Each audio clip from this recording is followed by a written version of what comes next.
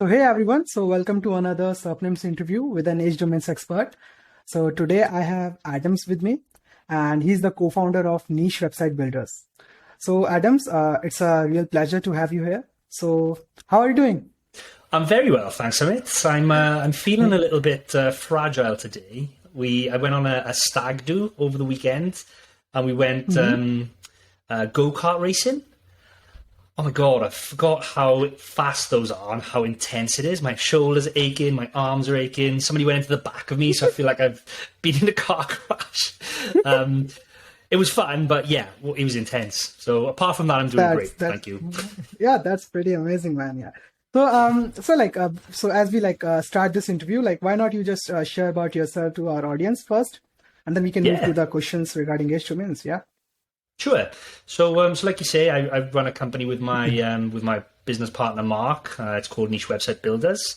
We're actually 2 years old this month, so it's a happy birthday to us. And basically, we help individuals build, monetize, or improve their existing affiliate or content-based websites.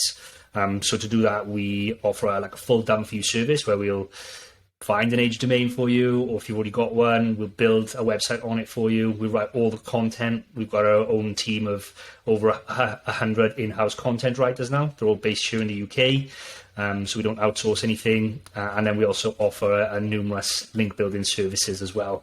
And prior to running the agency, starting the agency, I've been running my own portfolio of affiliate websites for a number of years anyway. So I feel like we kind of built the agency to be the agency that we always wished existed. We're there to help us with our own portfolios, basically.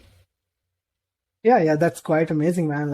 You are running I think you told me you are running your own 6-figure portfolio of sites, right? And yes, that's really good. We still run those. Both me and Mark both have our own portfolio still as well. That's great. That's great. So why not you just share about your experience with Age Domains? Like, how did you get into this, and what do you know about it? Yeah. So personally, I've been using Age Domains for a number of years now. And then as a business, we've been building on them for almost 2 years. It's almost from the start we started using them. And I would say that we've probably handled, it's got to be coming up to maybe 200 site builds on Age Domains now over the last 2 years. So we've done a lot with them. We've done lots of extensive testing, kind of know what works, what doesn't work, how to set them up correctly. A big chunk of my own personal portfolio is also made up of Age Domains, the sites built on them or powered up through 301 acquisition strategies and stuff. So I'm super comfortable with finding them, vetting them, building on them, different strategies, and we're always testing out new things as well, so to see what works and what doesn't work. Yeah, that's great. That's great, man. So people use Age Domains and they have this problem that sometimes Age Domains don't work or just they don't rank for a long time.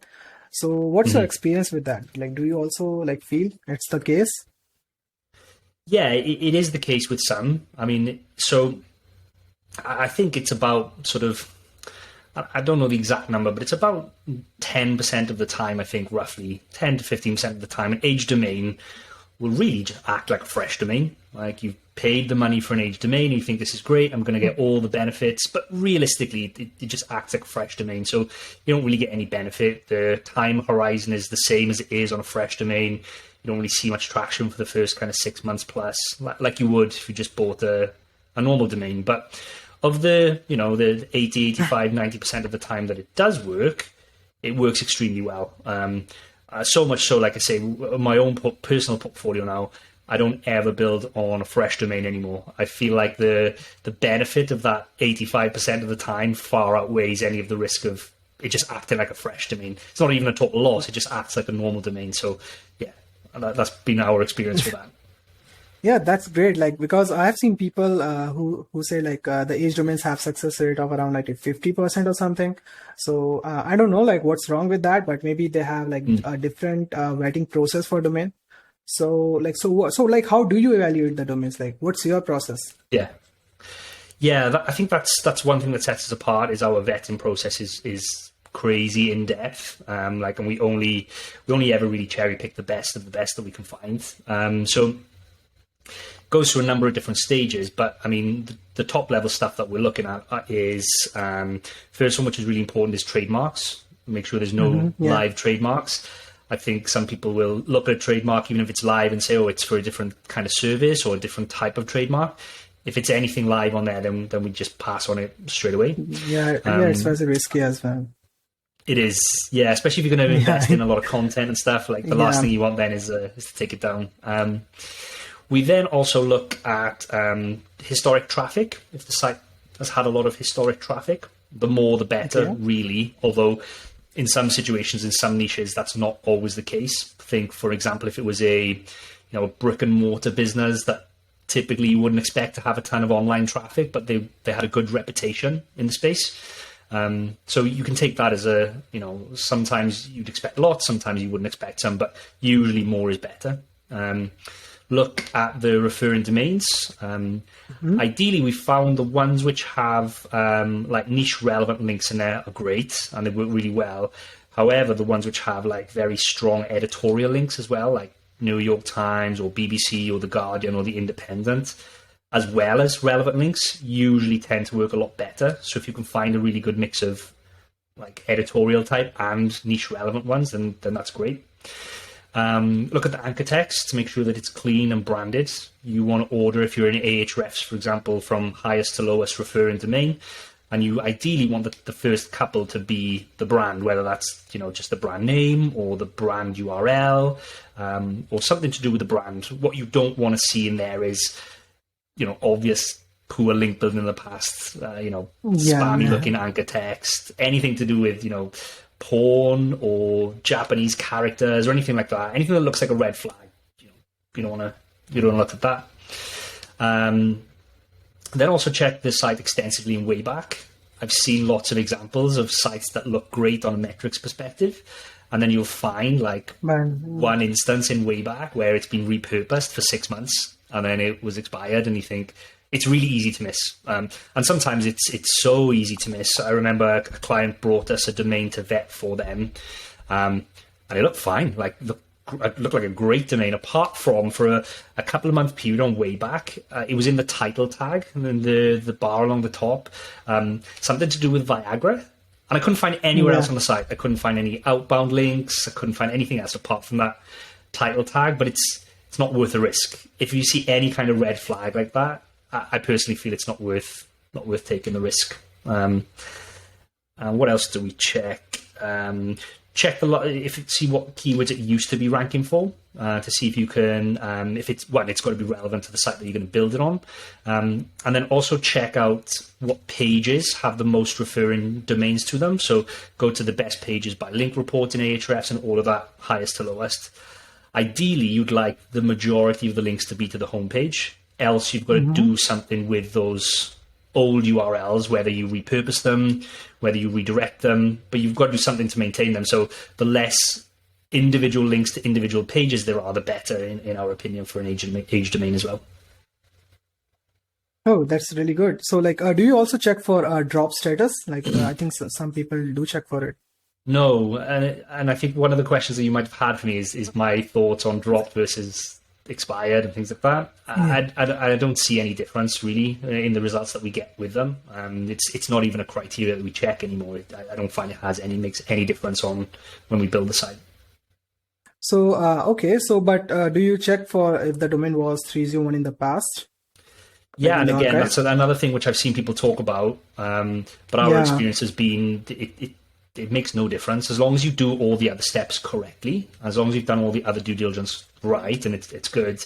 It doesn't really matter. So, and I'll give you a good example. I personally bought a domain that was in the music space, and it'd been previously purchased by Reverb, like a music company, as part of like a business acquisition.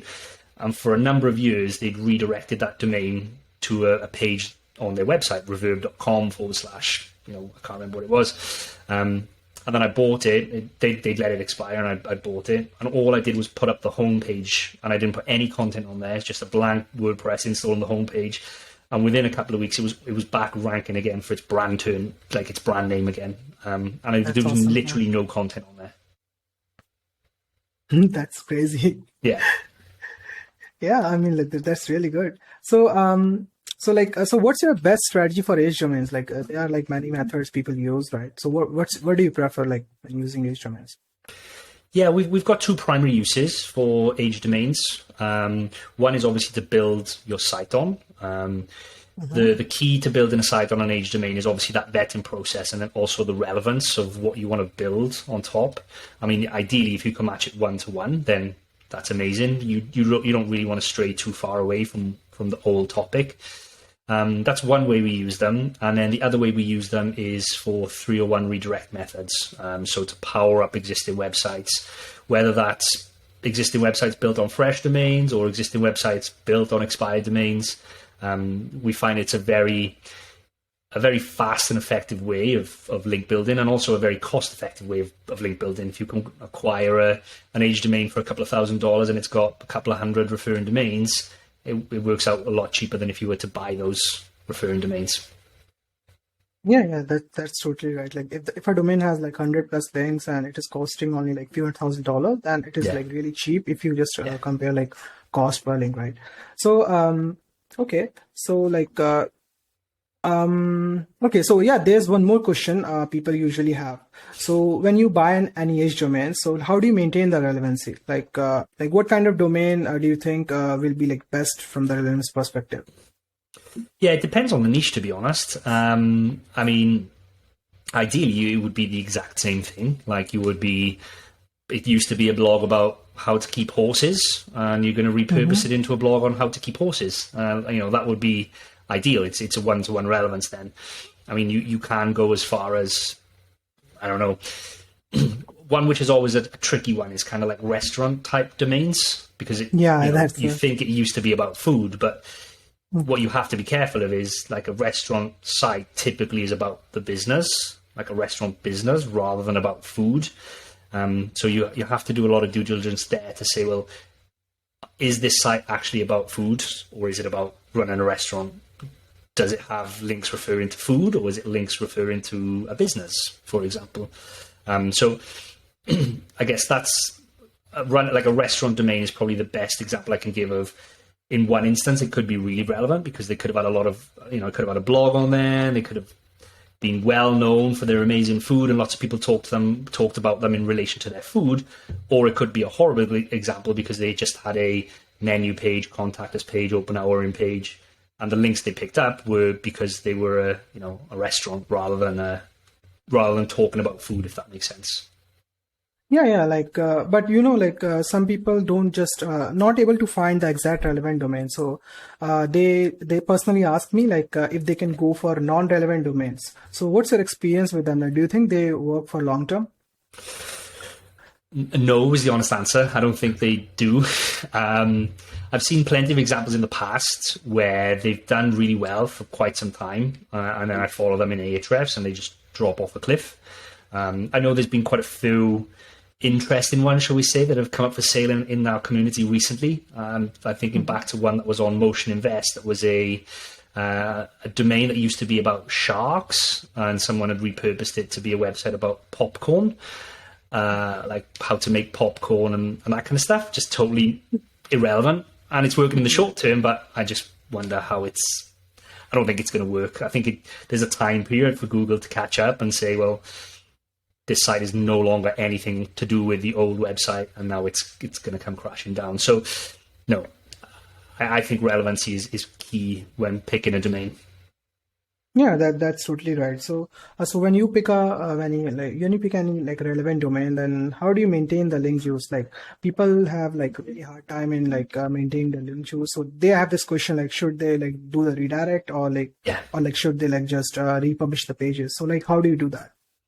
Yeah, so we don't republish any of the pages, mainly because there's this grey area around copyright of the content that's on way back. So if you take the old content from way back, I think the old website owner still owns the copyright, and you could get into some trouble for that. But you definitely do have to plan for how you're going to handle that. And it's different site by site. Some websites will have 90% of the referring domains to the homepage, and you just have a couple of domains that you need to, tidy up, and I'll talk about that in a second. Or it could be the case where 50% of the domains are to the homepage, and then the rest then are all to individual pages, and you've got a lot of work and planning to do to tidy that up. When it comes to tidying up those URLs, we've got a couple of 3 basic different outcomes. So the first one is, can we recreate the same content? And I don't mean just taking it from way back. I mean rewriting it so it's fresh, unique content. When you're doing that, again, relevancy is key, but it doesn't have to be exactly the same. So, for example, I was looking at one this morning that was a news website in the IT security space, and it's going on a website that's about IT security. But it used to be a news site, and one of the best pages on there in terms of referring domains talked about how it was like a denial of service attack going back a couple of years ago that affected, a big chunk of sites. Now, when we're going to recreate that piece of content, we're not going to talk about the denial of service attack that affected all those websites, but we're going to create a piece of content that talks about denial of service and DDoS and how all that works, because it's relevant to the site that it's going on, and we maintain some of that page level relevancy then. So you can do that.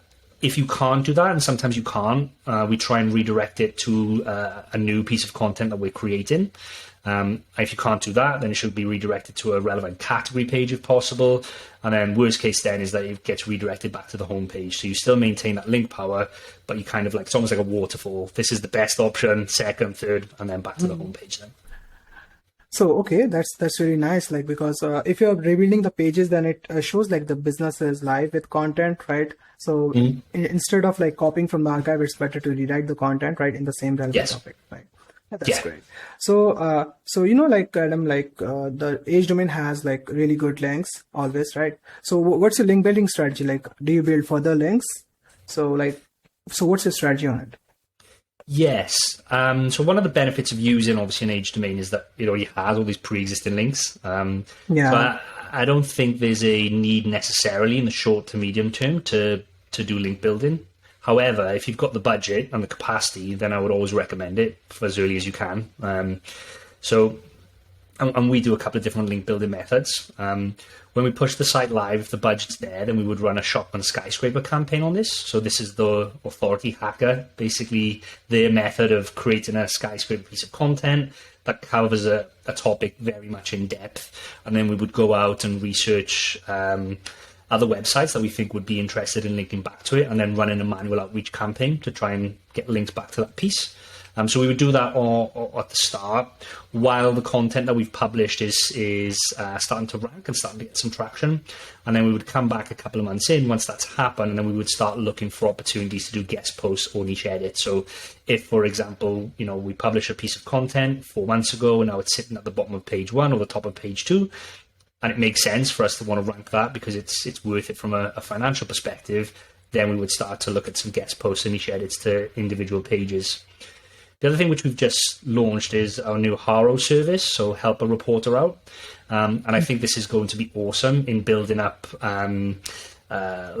overall authority for the persona on the website. Lots of the sites that we build, we create a made-up persona for them, a person from this person, an image from this person does not exist.com, and a whole backstory. But as Google gets cleverer and smarter, and the whole EAT, expertise, authority, and trust becomes a thing, what link building via Haro allows you to do is to establish that person as a real person, and get links back from editorial type sites where they're quoting this person, even if they are made up, and it just starts to build them a digital footprint. And I think that's going to become really important into 2022 and further on. Okay, yeah, that's really good. So do you just start link building on the first day itself, or you just wait for a few months? What do you recommend to the person who is trying age domains? Yeah, so if the budget's there, then a shotgun skyscraper campaign as soon as the content's gone live. I guess one thing to mention here is that we launch almost all of our expired domains with at least 100,000 words of content. So it really has, when we launch them, it has a lot of content. It's not like we've put up 5 posts and then we're going to start a link building campaign. I think you have to have the content there to support a link building campaign. But if you do, then I don't think it's too early to ever start. I think you can start straight away, basically. Okay. And like, how much time like does it take you average in the average to like start getting traffic? Like, for like if we can compare with the fresh domain, then it will be better. Like, Yeah. So like, how many months it take you like to start getting traffic? Yeah, every site is different. I mean, every site is totally different, as you probably know. And some work a lot faster than others. I can give you an example on the extreme side of things. We're just probably going to release a case study early next year, which is like the best ever results we've had, where we launched a site this time last year, so the first week of December 2020. And that site now, last month, generated over $40,000 in revenue. It's getting well over 1 million visits per month. That's on the extreme end, like a crazy extreme end. And that customer has put on well over 1 million words of content now. It's probably coming close to 2 million words of content in that time period. So it's not typical by any means, but that can be achieved. But for more typical, like traditional results, you'd expect to start seeing some traffic in analytics, usually within the first couple of weeks. Like even if it's just a couple of visitors per day, and then for it to build up from there. Whereas if you were using a fresh domain, typically you'd be talking 6 months before you started seeing consistent daily visitors, even if it was just a couple of days. So I feel that it cuts that time period down usually by a couple of months. Yeah, I totally agree with it. And like just like you said, you need to put like lots of content before we expect traffic, right? Yeah, I think Yes. that's the usual mistake people do. Like they post only like 1 or 2 articles or 3 articles. They wait for a few months and they don't see traffic. Then they were like, why the domain is not working, right? Yeah. So you must have like a lot of content before you have like an expectations, right? So yeah, that's great. Our kind of thoughts on that is if you're going to spend $2, $3, $4, $5,000 on a domain, then you want to give it the best chance possible. And realistically, there's only 2 things that need to go into that on the most basic level, and that's good quality content and as much as you can, and good quality link building as much as you can. So it doesn't make sense, in our opinion, to spend that kind of money on a domain and then put 10 articles on there and leave it sit. Why would you? It's just a waste of a domain, in my opinion, at that point. Yeah, like I don't know, like, but maybe like some people have like really like over expectation with each domain. They feel like just by posting few articles, they will start ranking. But I feel like it has a lot to do with relevancy as well. Like if you don't post lots of content, then it will just not rank as like right. Okay. No, I think the thing to think about with an age domain is you're right. It's not like a silver bullet. It's not a magic. It's nothing magical. Yeah. It's the same as a normal domain. It just gives you a head start. That's all it does. It's like you say, it's nothing magical. You can't just put 5 pieces of content on there and expect it to start making you money. It's treated as you would a fresh domain, just with the expectation that it could and should ideally work a little bit quicker. That's all really. Yeah, like I totally agree with that. So, Adam, like you told me, like I think you use the domain for 301 as well, right? Yes. Yeah. So what's your like usual strategy with it? Like some people just redirect to homepage, some people create an acquisition page. So what do you suggest? So we create an acquisition page, and that acquisition page will typically be made up of an introductory paragraph talking about how website A, the primary website, has acquired website B, and how we're excited with bringing all their readers over and that kind of thing. And then it will go on to be like a 2,000 word typically plus piece of content that talks about the topic in general. And we use that piece of content to internally link through to as many of our blog pieces of content as we can. So what that acquisition page is meant to do is basically we'll redirect the domain to it, and then it's there to distribute that power through to as many individual blog posts as possible. So we want that piece to be quite broad, quite non-specific. It's not meant to rank for any keyword. It's basically there to internally link through to as many pieces of content as possible. And then we redirect the whole domain typically to that one page. That method has worked for us very, very well, and we've used it lots of times and multiple times on the same site. However, we are now testing with one of our customers because they saw with Sean, I think, from Rank Theory, that his method was to build out the domain itself, put 30,000 words of content on there, leave it sit for a month or two, and then redirect each individual page over. So we're testing that strategy now. And if it works, then that's what we'll start doing for all of them. But up until this point, it's the acquisition page method that's worked the best for us. Yeah, that's a really great strategy, and like I will be also testing this one. So Adam, like when you just internal link in the acquisition page, like do you link to like informational articles or commercial articles, or it just doesn't matter? It doesn't matter, to be honest. As just fit in as many internal links on that acquisition page as you possibly can, without just literally making a list of them, as long as it reads well and it's not spammy. But typically, we would launch a website with 100,000 words of content, which would be 50 to 70 pieces of content. On that skyscraper piece, you'd probably internally link to at least 50% of those quite naturally if the piece was broad enough.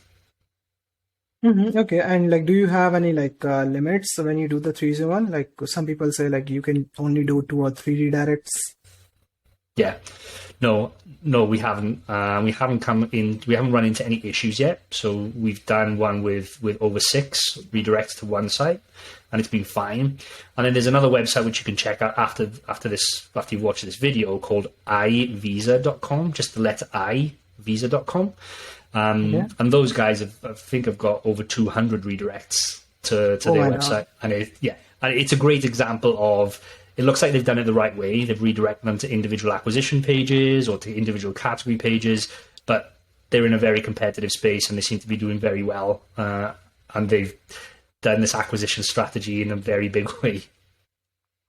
Okay, so like Adam, don't you think like it will just mess up the anchor text ratio, and like it will just lower your rankings in the long term if we do lots of 301? Well, I think anchor text is definitely a consideration.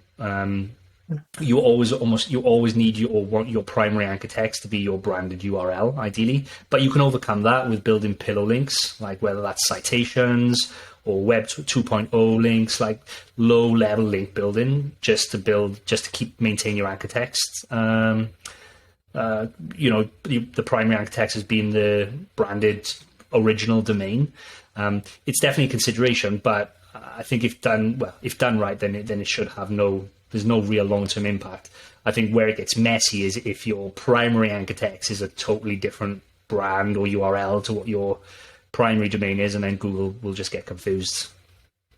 Yeah, that's right. So like, how do you do the redirect? Like, do you do it like via SGXS file or registrar level, or like do you have any other method?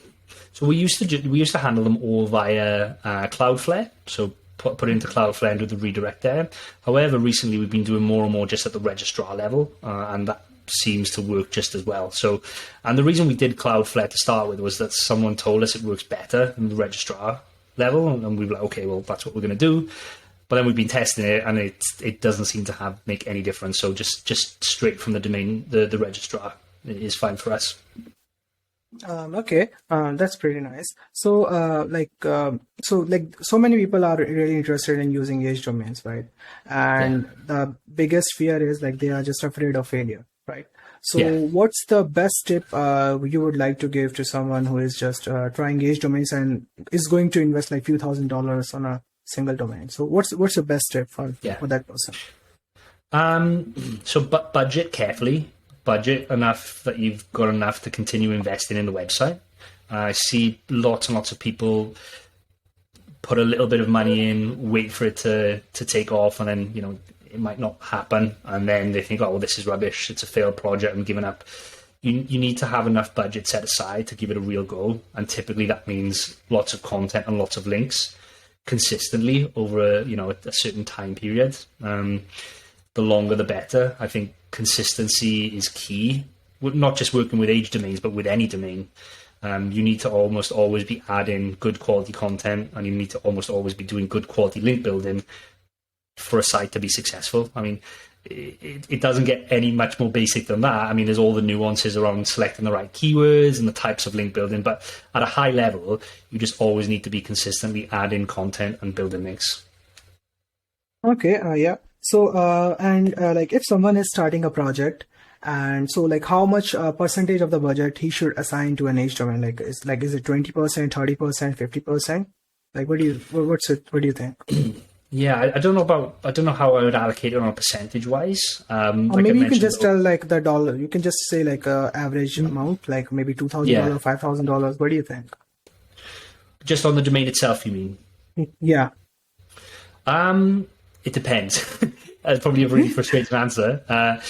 It depends on like what you want to use it for. So, for example, I've seen domains that are really cheap. They're really good domains, but they may be in a niche that you might think doesn't suit an affiliate site, but it might suit an informational website very well, for example. And in that case, you'd probably get it a lot cheaper than you would a crypto domain or a cannabis domain, for example. But I think the one thing that you have to consider is when you launch a website like this, you should be launching it with, in our opinion, at least 100,000 words of content. So however much that costs you, wherever you get it from, with us, it's 7 cents a word, so it's $7,000. If you're going to spend $2, $3, $4, $5,000 on a domain, you probably want to be putting at least 100,000 words of content on there to launch it with. Okay, yeah, that's a really good advice. Like people should really go with the content, and like if they're investing a few $1,000s on domain, right? Okay, Adam. I think I have only one question for you now. Okay. So, what do you think about the future of age domains? Like, do you think they going to be still working in the future? I think so. I mean, there's always talk about, is Google going to penalize them? Is Google going to do this and do that? And that talk has been around for a long time. I personally know people who've been using age domains a lot longer than I have, and I've been using them for a couple of years. And they've been using them for a long time. This is not a new strategy. This is nothing new to Google. They've been aware that people are using age domains and how they're using them for a long time. I think it's more popular now. I think it's more mainstream now. I mean, me and you were talking about it on a podcast right now, whereas 5 years ago, I didn't hear anybody talking about this kind of stuff. So I don't think Google is going to make big changes. I think it would be hard for them to police, like penalizing a domain, because domains expire all the time for the right reasons and the wrong reasons. Legitimate business accidentally let their domains expire sometimes and then get them back before it goes to auction, for example. It would be so unfair for Google to then say, well, you let your domain expire, we're now going to remove all of the power that it used to have. We're going to remove all of the rankings it used to have. I think going back, maybe coming up to a year ago now, or it was quite a while back now, Google let one of their own domains expire, and somebody bought it. It was like a .nl or a .it one or something like that. Yeah. I mean, how can they police that? They can't. It happens even to giants like Google. So I think we're safe for now, unless they figure out like and I guess the other thing to think about is lots of businesses acquire other businesses and they'll fold their domain into their main brand, like using that 301 acquisition strategy. A legitimate business buying another business and merging the assets in, on paper, it looks exactly the same as what we're doing with our 301 acquisition strategy. So how are they going to differentiate? I think it's a problem for Google, and a problem I think they would struggle to solve, basically.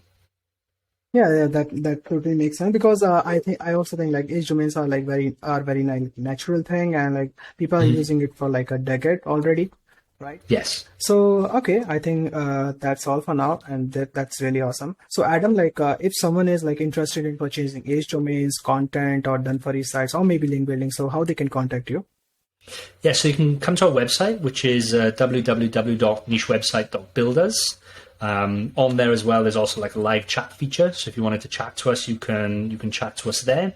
You can also join our Facebook groups. So we've got the Niche Website Builders Facebook group and the Niche Website Flippers Facebook group as well, for people who are interested in buying and selling domains and sites as well. Okay, that's really awesome. That's really awesome. So okay, Adam. So it was like really nice like having you here, and like it was such an amazing interview. And guys, like if you have any questions, you can just drop in the comment section, and please like and subscribe this YouTube channel. So Adam, thank you so much for having your time here, and I really appreciate it. So I will see you in the I will see you next time. Okay, so thank you. Bye. Cheers, mate. Bye.